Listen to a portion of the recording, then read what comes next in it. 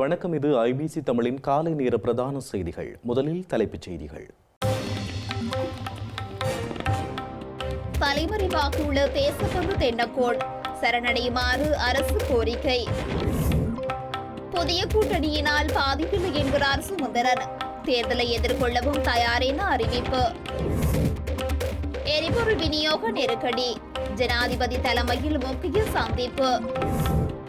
எரிபொருள் நிரப்பு நிலையங்களை வெளிநாட்டு நிறுவனங்களுக்கு மாற்ற அரசாங்க முயற்சி, சந்தேகம் வெளியிடும் இலங்கை பெட்ரோலிய விநியோகஸ்தர் சங்கம். கொக்கு தொடுவாய் மனித புதைக்குழி, இறுதி அறிக்கை 6 வாரத்தில். அம்பாறையில் அதிகரித்துள்ள சட்டவிரோத செயற்பாடுகள், விழிப்புடன் செயற்படுமாறு மக்களுக்கு கோரிக்கை.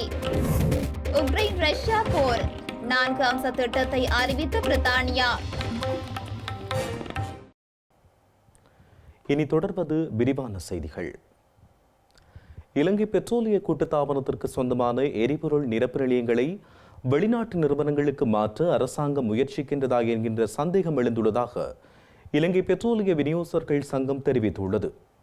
இதற்காக முயற்சிகளை அரசாங்கம் மேற்கொண்டு வருவதாகவும் இலங்கை பெட்ரோலிய விநியோகஸ்தர்கள் சங்கத்தின் உபதலைவர் குசும் சதநாயக்க தெரிவித்துள்ளார். இலங்கை பெட்ரோலிய கூட்டுத்தாபனத்துக்கு சொந்தமான எரிபொருள் நிரப்பு நிலையங்களை வெளிநாட்டு நிறுவனங்களுக்கு மாற்ற அரசாங்கம் முயற்சிப்பதாக இலங்கை பெட்ரோலிய விநியோகஸ்தர்கள் சங்கத்தின் உபத்தலைவர் குசும் சதாநாயக்கே தெரிவித்துள்ளார். அத்துடன் லங்கா ஐஓசி நிறுவனத்தின் விநியோகஸ்தர்களும் எரிபொருள் முன்பதிவுகளை நிறுத்தி வைக்க முடிவு செய்துள்ளதாகவும் அவர் குறிப்பிட்டுள்ளார்.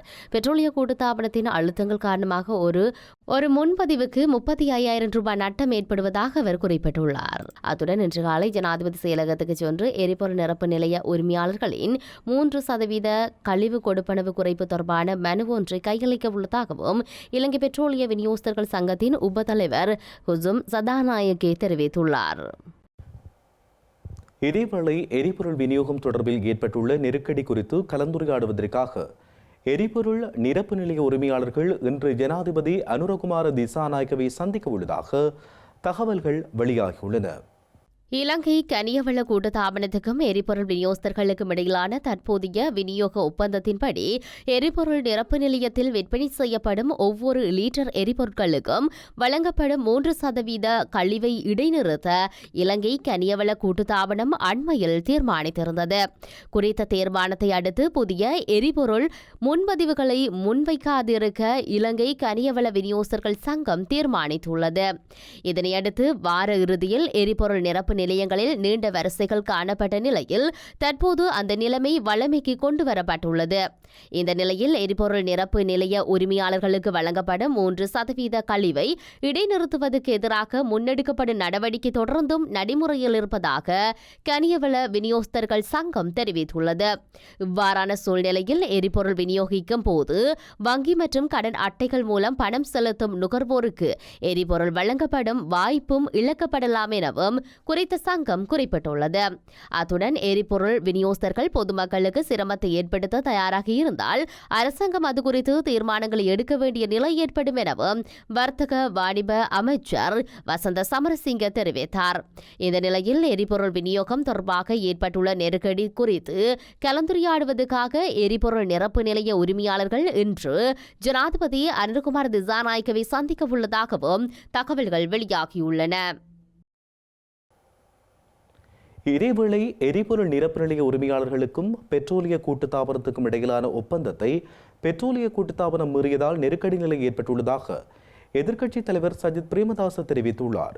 இதன் காரணமாக எரிபொருளுக்கான வரிசையில் நிற்கும் நிலை ஏற்பட்டுள்ளதாகவும் முறைமையில் மாற்றத்தை கொண்டுவர வந்த அரசாங்கம் இன்று எரிபொருளுக்கு வரிசையை ஏற்படுத்தியுள்ளதாகவும் அவர் குற்றம் சுமத்தியுள்ளார். அனுராதபுரத்தில் நேற்று நடைபெற்ற விவசாயிகள் ஒன்றியத்தினருடனான சந்திப்பில் கலந்து கொண்டு உரையாற்றிய போதே எதிர்க்கட்சி தலைவர் சஜித் பிரேமதாச இவ்வாறு தெரிவித்தார். இலங்கையை வினைத்திறனுடன் ஆள்வதற்கு அறிவும் தகுதியும் உள்ளவர்கள் தேசிய மக்கள் சக்தி அரசாங்கத்தில் இல்லை என எதிர்க்கட்சித் தலைவர் சஜித் பிரேமதாச தெரிவித்துள்ளார். எரிபொருள் விநியோகம் நிறுத்தப்பட்டதால் மக்களுக்கு சேவை வழங்குவோர் உட்பட சகலரும் பாரிய பிரச்சினைகளை எதிர்நோக்கி வருவதாகவும் அவர் குறிப்பிட்டுள்ளார். எனவே அரசாங்கம் எரிபொருள் நிரப்பு நிலைய உரிமையாளர்களுடன் பேச்சுவார்த்தை நடத்தி புதிய உடன்படிக்கைக்கு வர வேண்டும் எனவும் தன்னிலையான சர்வதிகார முடிவுகளை எடுக்கக்கூடாது எனவும் அவர் குறிப்பிட்டுள்ளார். அத்துடன் எரிபொருட்களுக்காக வரிசை வரிசையில் நிற்கும் நிலை ஏற்பட்டுள்ளதாகவும் முறைமையில் மாற்றத்தை கொண்டுவர வந்த அரசாங்கம் இன்று எரிபொருட்களுக்கு வரிசையை ஏற்படுத்தியுள்ளதாகவும் அவர் குறிப்பிட்டுள்ளார். தற்போதைய அரசாங்கம் சர்வதேச நாணய நிதியத்தின் அடிமைகளாக மாறியுள்ளதாகவும் மக்களின் உரிமைகள் மீறப்பட்டு வரிசைகளை உருவாக்கி மக்களை அவலப்படுத்தி நாட்டை ஆள முடியாது எனவும் அவர் தெரிவித்துள்ளார். புதிய மக்கள் ஆணையை உருவாக்கி வலுவான உள்ளூராட்சி சேவை முன்னெடுக்க வேண்டிய தேவை தமக்கு வந்துள்ளது எனவும் அவர் குறிப்பிட்டுள்ளார். அத்துடன் 2028 ஆண்டில் வரி வருமானம் குறைவடைந்து கடனை செலுத்த முடியாத நிலை ஏற்படும் எனவும் தற்போது அதுக்கான எந்தவொரு அறிகுறியும் தென்படவில்லை எனவும் அவர் குறிப்பிட்டுள்ளார். இலங்கை தமிழ் அரசு கட்சியின் பதில் தலைவர் CVK சிவஞானத்தால் அனுப்பப்பட்டதாக கூறப்படும் எந்தவொரு கடிதமும் கிடைக்கவில்லை என ஈழமக்கள் புரட்சிகர விடுதலை முன்னணி தெரிவித்துள்ளது. தமிழ் தேசிய கூட்டமைப்பாக இயங்கிய 4 கட்சிகளும் தமிழ் இனத்தின் நலன் கருதி மீண்டும் ஒன்றிணைந்து செயற்பட வேண்டும் என இலங்கை தமிழ் அரசு கட்சியின் பதில் தலைவர் CVK சிவஞானம் ஏனைய கட்சிகளின் தலைவர்களுக்கு கோரிக்கை விடுத்திருந்தார். இந்த நிலையில் தமிழீழ விடுதலை இயக்கத்தின் தலைவர் செல்வம் அடைக்கலநாதன், தமிழீழ மக்கள் விடுதலை கழகத்தின் தலைவர் தர்மலிங்கம் சித்தார்த்தன், ஈழமக்கள் புரட்சிகர விடுதலை முன்னணியின் தலைவர் சுரேஷ் பிரேமச்சந்திரன் ஆகியோருக்கு கடிதம் ஒன்றை அனுப்பி அவர் இந்த கோரிக்கையை விடுத்திருந்தார். இந்த நிலையில் அவ்வாறான கடிதம் தமக்கு கிடைக்கவில்லை எனவும் கடிதம் கிடைக்கப்பெற்றவுடன் அது தொடர்பில் கவனம் செலுத்தப்படும் எனவும் ஈழமக்கள் புரட்சிகர விடுதலை முன்னணியின் தலைவர் சுரேஷ் பிரேமச்சந்திரன் எமது செய்தி பிரிவுக்கு தெரிவித்துள்ளார். புதிய கூட்டணியால் இலங்கை தமிழரசு கட்சிக்கு எவ்வித பாதிப்பும் இல்லை என இலங்கை தமிழரசு கட்சியின் பொதுச் செயலாளரும் முன்னாள் நாடாளுமன்ற உறுப்பினருமான ஜனாதிபதி சட்டத்தரணி MA சுமந்திரன் தெரிவித்துள்ளார். மன்னாரில் நேற்று இடம்பெற்ற மன்னார் மாவட்ட கிளையுடனான கலந்துரையாடலை தொடர்ந்து ஊடகங்களுக்கு கருத்து வெளியிட்ட போதே அவர் இவ்வாறு குறிப்பிட்டுள்ளார். இலங்கையில் இடம்பெறவுள்ள உள்ளூராட்சி மன்ற தேர்தல் தொடர்பில் இலங்கை தமிழரசு கட்சி அனைத்து மாவட்ட கிளை உறுப்பினர்களையும் சந்தித்து கலந்துரையாடி வருகின்றது. இந்த நிலையில் மன்னாரில் முன்னாள் நாடாளுமன்ற உறுப்பினர் சார்ஸ் நிர்மலநாதன் தலைமையில் மன்னார் மாவட்ட கிளையுடன் விசேட கலந்துரையாடல் ஒன்று நேற்று நடைபெற்றிருந்தது.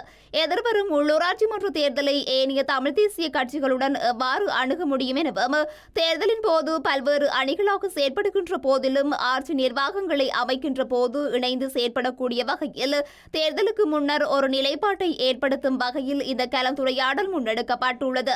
இந்த நிலையில் புதிய கூட்டணியால் இலங்கை தமிழரசு கட்சிக்கு எந்தவித பாதிப்பும் இல்லை என கட்சியின் பொதுச் செயலாளரும் முன்னாள் நாடாளுமன்ற உறுப்பினருமான ஜனாதிபதி சட்டத்தரணி MA சுமந்திரன் தெரிவித்துள்ளார். இலங்கை அரசாங்கத்தின் செயற்பாடுகளால் நாட்டின் பொருளாதாரம் மற்றும் சமூகம் அரசியல் ரீதியாக வீழ்ச்சியை சந்தித்துள்ளதாக நாடாளுமன்ற உறுப்பினர் நாமல் ராஜபக்ஷ தெரிவித்துள்ளார். இன்று நாட்டில் ஒழுங்கமைக்கப்பட்ட குற்றச்செயல்கள் வியாபித்துள்ளதாகவும் மக்களுக்கு அநீதி இழைக்கப்பட்டுள்ளதாகவும் அவர் இதன்போது தெரிவித்தார். நீதி கட்டமைப்புக்குள் அரசியல் தலையீடு செய்வதற்கு முயற்சிகள் மேற்கொள்ளப்பட்டு வருவதாகவும் அதனை கட்சி என்ற ரீதியில் தடுக்க வேண்டும் எனவும் நாடாளுமன்ற உறுப்பினர் நாமல் ராஜபக்ஷ தெரிவித்துள்ளார். இன்று சட்டமா அதிபருக்கு உள்ள அதிகாரம் அரசாங்கத்துக்கும் சட்டமா அதிபர் திணைக்களத்துக்கும் உள்ள தெளிவின்மையை மறைத்துக் கொள்ள அரசாங்கம் முயற்சிக்கின்றது எனவும் அந்த அதிகாரத்தை வைத்து தனக்கு ஏற்றாற்போல் நீதிமன்ற கட்டமைப்பையும் நீதியையும் கொண்டு செல்ல அரசாங்கம் பயன்படுத்துகின்றது எனவும் அவர் குறிப்பிட்டுள்ளார். எனவே இந்த விடயங்கள் தொடர்பில் சட்டத்தரணிகள் சங்கம் என்ற ரீதியில் எவ்வாறு எதிர்கொள்வது என்பது பற்றி கலந்துரையாடியதாகவும் நாமல் ராஜபக்ஷ குறிப்பிட்டார். அத்துடன் தொழிற்சங்க நடவடிக்கை, தொழில் முனைவோர், அரசு அதிகாரிகள் ஆகியோருக்கு எதிராக மேற்கொள்ளப்படும் அரசியல் தலையீடு மற்றும் அரசியல் பழிவாங்கல்கள் தொடர்பில் கட்சியாக எப்படி முகம் கொடுப்பது என்பது பற்றியும் கலந்தாலோசித்துள்ளதாக அவர் குறிப்பிட்டுள்ளார். பிடியாணை பிறப்பிக்கப்பட்டுள்ள முன்னாள் காவல்துறை அதிபர் தேசப்பந்து தென்னகோன் காவல்துறையிடம் சரணடைய வேண்டும் என அமைச்சர் நலிந்த ஜேதிச தெரிவித்துள்ளார். கொழும்பில் நேற்று இடம்பெற்ற நிகழ்வொன்றின் பின்னர் ஊடகங்களுக்கு கருத்துரைத்த போதே அவர் இவ்வாறு தெரிவித்தார். மாத்தறை வெலிகம பெலேன பகுதியில் உள்ள உணவகம் ஒன்றுக்கு அருகில் 2023 ஆண்டு இடம்பெற்ற துப்பாக்கிச் சூட்டுச் சம்பவம் தொடர்பாக முன்னாள் காவல்துறை அதிபர் தேசபந்து தென்னகோன் உட்பட 8 பேரை கைது செய்து நீதிமன்றத்தில் முன்னிலைப்படுத்துமாறு மாத்தறை நீதவான் நீதிமன்றம் அண்மையில் உத்தரவிட்டிருந்தது. இதன்படி முன்னாள் காவல்துறை அதிபர் தேசபந்து தென்னகோனை கைது செய்வதற்கான நடவடிக்கைகளை குற்றப்புலனாய்வு திணைக்களம் முன்னெடுத்து வருகின்றது. இந்த நிலையில் அவர் தங்கியிருந்ததாக கூறப்படும் கொழும்பில் உள்ள வீடு உட்பட 4 வீடுகள் அண்மையில் சோதனைக்கு உட்படுத்தப்பட்டுள்ளன. இருப்பினும் அவர் குறித்த வீடுகள் எவற்றிலும் இருப்பினும் அவர் குறித்த வீடுகள் எவற்றிலும் இருக்கவில்லை என காவல்துறையினர் தெரிவித்துள்ளனர். இந்த நிலையில் மாத்தறை நீதவான் நீதிமன்றம் அவர் வெளிநாடுகளுக்கு செல்வதை தடுக்கும் வகையிலான பயணத்தடையை விதித்திருந்தது. இந்த நிலையில் பிடியாணை பிறப்பிக்கப்பட்டுள்ள முன்னாள் காவல்துறை மா அதிபர் தேசபந்து தென்னகோன் காவல்துறையினரிடம் சரணடைய வேண்டும் என அமைச்சர் நலிந்த ஜெயதிச தெரிவித்துள்ளார். அத்துடன் அவருக்கு பின்னால் பெருமளவான காவல்துறையினர் செல்வது உரிய நடவடிக்கை அல்ல எனவும் அமைச்சர் நலிந்த ஜெயதிச தெரிவித்துள்ளார். முல்லைத்தீவு கொக்கு தொடுவாய் மனித புதைகுழி அகழ்வு பணிகளின் போது கண்டுபிடிக்கப்பட்ட இலக்கு தகடுகளுக்குரியவர்களின் உறவினர்கள் யாராவது முன்வந்தால் இறந்தவர்களை தாம் இலகுவாக இனம் காண முடியும் என முல்லைத்தீவு மாவட்ட சட்ட வைத்திய அதிகாரி க வாசுதேவா குறிப்பிட்டுள்ளார். அத்துடன் இதன் இறுதி அறிக்கை எதிர்வரும் 6 வார காலங்களில் சமர்ப்பிக்க திட்டமிடப்பட்டுள்ளதாகவும் குறித்த வழக்கானது எதிர்வரும் மார்ச் மாதம் 27ஆம் தேதிக்கு தவணையிடப்பட்டுள்ளதாகவும் அவர் தெரிவித்துள்ளார். முல்லைத்தீவு மாவட்டத்தின் கொக்குழாய் காவல் பிரிவுக்குட்பட்டு கொக்கு தொடுவாய் மனித புதைகுழி அகழ்வு பணிகள் நிறைவு பெற்ற பின்னர் அது தொடர்பான வழக்கு விசாரணைகள் முல்லைத்தீவு நீதிமன்றத்தால் தொடர்ச்சியாக இடம்பெற்று வருகின்றது. அந்த வகையில் முதலாவதாக கொக்கு தொடுவாய் மனித புதைகுழியில் அகழ்ந்தெடுக்கப்பட்ட எலும்புக்கூடுகளில் இருந்த உடைகள் தொடர்பான ஆய்வறிக்கையும், இரண்டாவதாக கொக்கு தொடுவாய் மனித புதைகுழி அகழ்வின் போது அகழ்ந்தெடுக்கப்பட்ட ஆட்களை இனம் காணக்கூடிய பொருட்கள் சம்பந்தமான அறிக்கையும் நீதிமன்றில் சமர்ப்பிக்கப்பட்டுள்ளது. இரண்டாவது அறிக்கையில் அகழ்வாய்வின் போது கண்டுபிடிக்கப்பட்ட இலக்க தகடுகள், ஆடைகளில் பொறிக்கப்பட்ட இலக்கங்கள் மற்றும் ஏனைய விவரங்கள் அடங்கிய அறிக்கைகளும் நீதிமன்றத்தில் சமர்ப்பிக்கப்பட்டுள்ளது.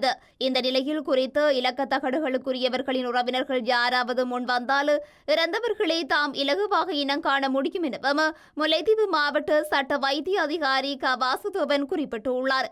மேலும் இறுதி அறிக்கை எதிர்வரும் 6 வார காலங்களில் சமர்ப்பிக்க திட்டமிட்டுள்ளதாகவும், இறுதி அறிக்கையின் போது சட்ட வைத்தியர்களின் பூரண அறிக்கை, இறந்தவர்கள் ஏன் இறந்தார்கள், என்ன காரணத்தினால் இறந்தார்கள், அவர்களின் வயது, உயரம் போன்ற விவரங்கள் அடங்கிய அறிக்கைகள் 6 வார காலத்தில் சமர்ப்பிக்கப்படும் எனவும் அவர் குறிப்பிட்டுள்ளார்.